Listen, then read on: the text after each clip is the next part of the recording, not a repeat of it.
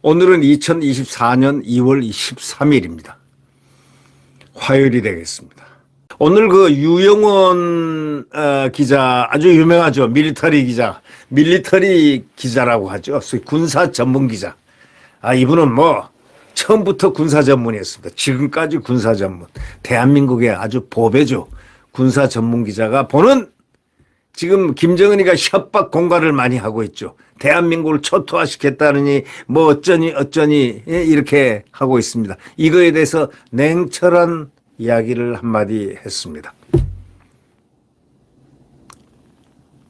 자기네들이 지금 말한 대로, 김정은이가 말한 대로 대한민국을 초토화시키고 전면전을 하겠다 뭐 이렇게 나가는 거는 후라이 뻥카라는 겁니다. 쉽게 얘기하면.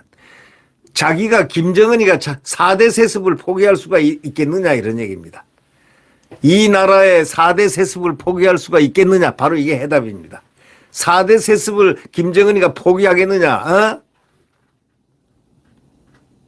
이 땅을 포기하겠느냐, 김정일이, 김일성이, 이 땅을 자기, 그 다음에 밑에 딸한테 줄지 누구한테 줄지 모르지만 이 땅을 포기하겠느냐, 포기할 수 있겠느냐, 뭐 포기한다는 얘기입니다. 김정은의 전면전 도발이 그래서 어려운 진짜 이유는 바로 거기 있다. 4대 세습 포기를 못하기 때문에 안 된다는 얘기입니다. 감히 엄두도 못 난다는 얘기입니다. 이 유영원 밀리터리 시크릿 거기에 이렇게 써 있습니다. 최근에 김정은 북한 국무위원장이 우리를 불변의 제1주적으로 규정하면서 유사시의 영토를 점령하고 평정하겠다 공개적으로 언급했지 않습니까?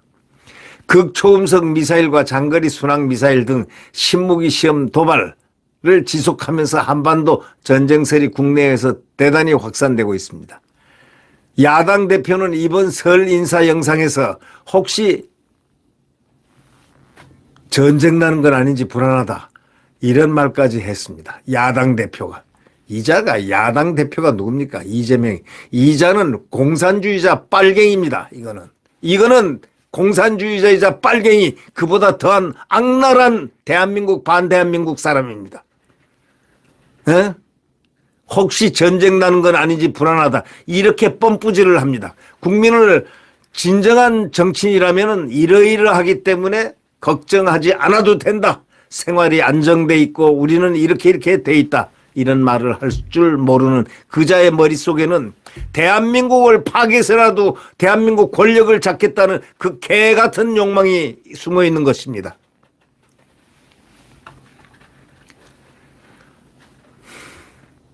야당 대표는 이번 설 인사 영상에서 혹시 전쟁 나는 건 아닌지 불안하다. 이런 말을 해서 이게 야당 대표가 이거 되겠습니까?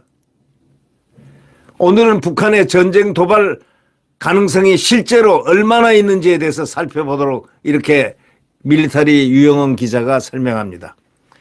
김정은은 조선인민군 창건일인 지난 8일 건군절 오후에 국방성을 축하 방문한 자리에서 올 들어 계속해온 대남 위협적인 언사를 되풀이했습니다.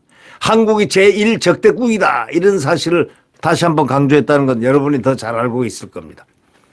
노동신문 보도에 따르면 김정은이가 국방성에서 연설하면서 얼마 전 우리 당과 정부가 우리 민족의 분단사와 대결사를 총알을 짓고 한국 계래 족속들을 우리 전쟁의 가장 위해로운 제1적대국가 불변의 주적으로 규정하고 유사시에 그것들의 영토를 점령하고 평정하는 것을 국시로 결정한 것은 우리 국가의 영원한 안정과 장래의 평화와 안정을 위한 천만지당한 조치다. 이렇게 노동신문이 얘기를 했습니다.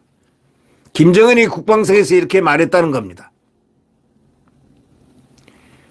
앞서 김정은은 또 이런 얘기했죠. 선대의 유훈인 조국 통일 3대 헌장을 헌법에서 삭제했고 자주 평화통일 민족대단결 이걸 헌법에서 삭제했고 한국을 제1의 적대국 전쟁 중인 교정국으로 규정하고 남북 민간교류를 담당했던 조직과 단체들을 정리해 나섰습니다. 김정은은 또 유사시에 핵무력을 포함한 모든 수단과 역량을 동원해 남조선 전 영토를 평정하기 위한 대사변 준비에 박차를 가하라고 지시까지 했습니다. 이거는 종전과는 차원이 또 성격이 다른 언급이어서 주목을 상당히 받았습니다. 국내외에서 많이 받았죠. 그러니까 미국 대북 대화파 전문가들의 이딴 대화파들입니다. 대화파 전문가들의 이딴 북전쟁 도발 가능성을 경고했습니다.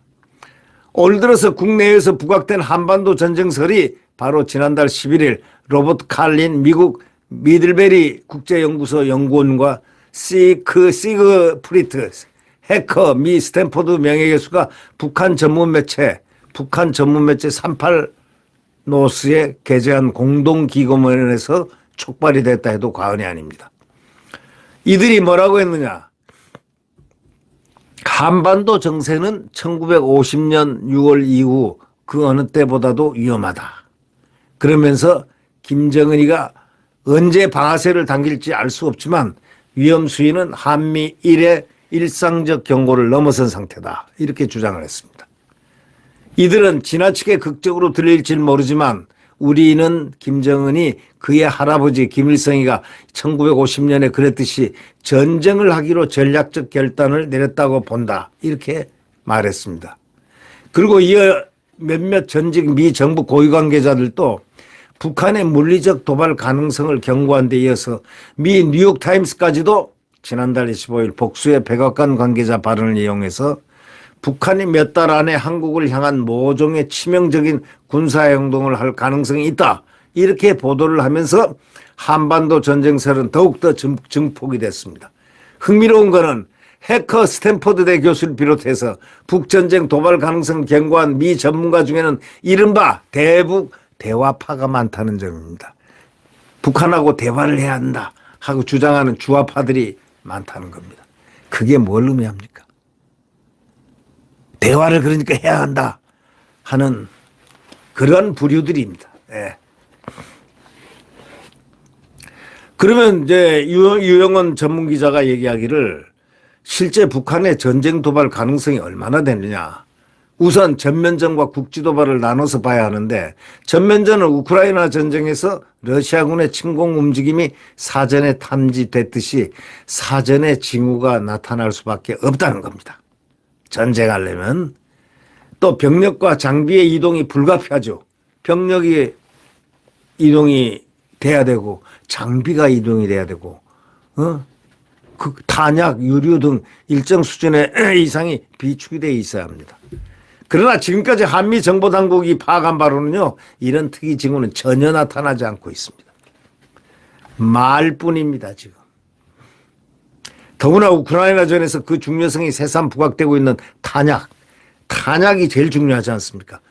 아니 총이 제일 좋은 총이 1000마리 날아가는 총이 있다 하더라도 탄약이 없으면 뭐합니까? 탄약이 없으면 뭐합니까? 이 탄약의 경우는 북한은 지금까지 컨테이너 5,000개 이상 여러분은 이미 보신 분들도 있겠지만 5,000개 컨테이너 큰 컨테이너 있지 않습니까? 5,000개 이상 150mm 포탄 기준에서 230만 발 230만 개나 러시아에 수출했습니다. 그러니까 러시아에서 고위 관계자들이 계속 왔다 갔다 하죠. 에? KN-23 등 신형 미사일들도 러시아에 계속 수출했습니다. 자기네들이 전쟁할 나라가 어떻게 수출할 물자가 있습니까?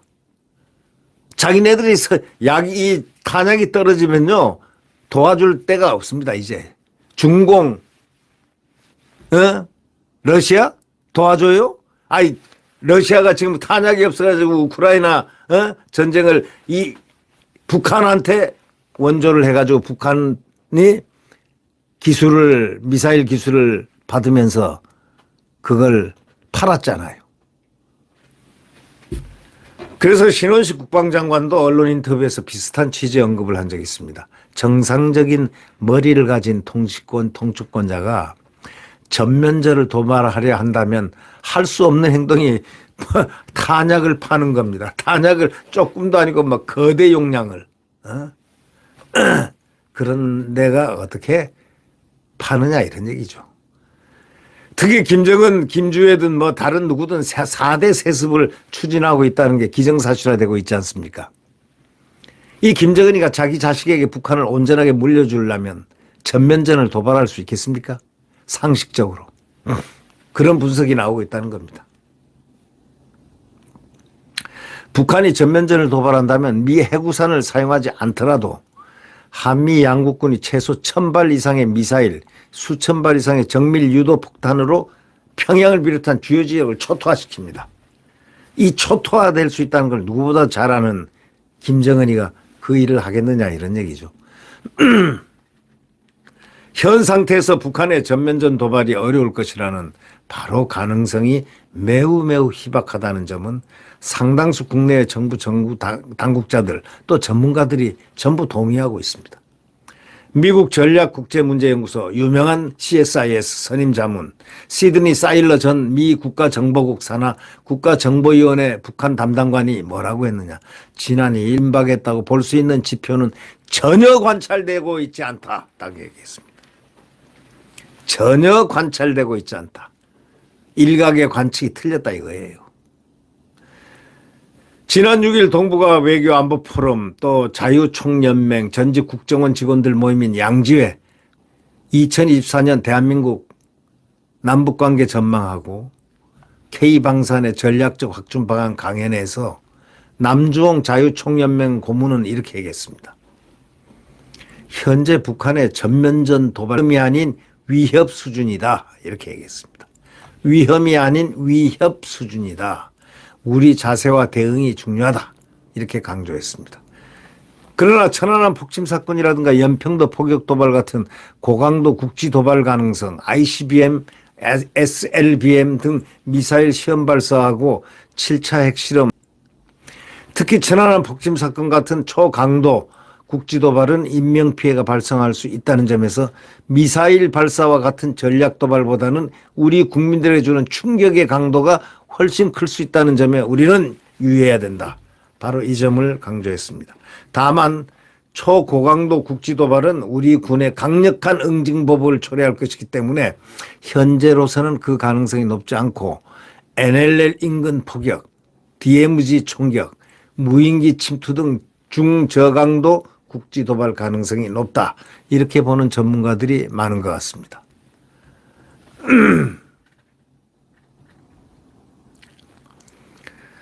지금 우리 국민의 심리 조작을 통한 영향력 공작의 일환이 바로 모든 대남 도발 행위로 나타날 겁니다. 북한의 모든 대남 도발 행위는 우리 국민을 심리 조작한다. 이게 겁을 먹게 해가지고 영향력 하는 그런 공작의 일환으로 지금 진행되고 있는 것이다. 이런 얘기입니다.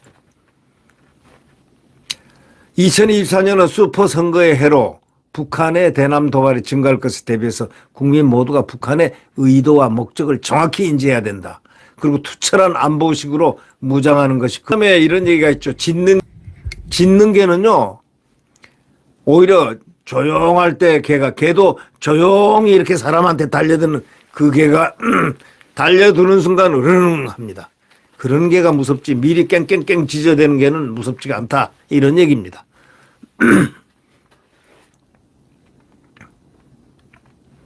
윤석열 대통령은 지난 31일 중앙통합방위회의에서 이렇게 얘기했습니다. 연초부터 북한 정권은 도발을 계속하고 있고 민족 개념을 부정한 채 대한민국을 교전 상대국이자 주적으로 못을 박았다. 접경지 도발, 무인기 침투, 가짜뉴스, 사이버 공격, 후방 교란 이런 것 등 우리 선거 개입을 위한 여러 도발을 할 것이다 라고 전망을 했습니다. 네. 바로 이 북한의 말폭탄보다는 실제 행동과 능력에 초점을 맞춰서 냉철하게 분석하고 윤 대통령도 언급한 다양한 예상 도발 양상에 대해서는 의도하지 않은 확전 방지를 위해서 오버하지 않으면서도 냉정하되 단호한 대응 시나리오를 만들어 철저히 대비를 해야 할 것이라고 이 밀리터리 유용원 시크릿 뉴스레터는 말하고 있습니다. 여러분, 우리 다시 안보에 대해서 경각심을 가지고 우리가 정말 대한민국을 수호하는 우리 자신이라는 그 영광스러운 자리를 우리는 다시 한번 깊게 음미를 해야 될 것 같습니다. 네, 구독 버튼과 엄지를 눌러주시면 대단히 감사하겠습니다.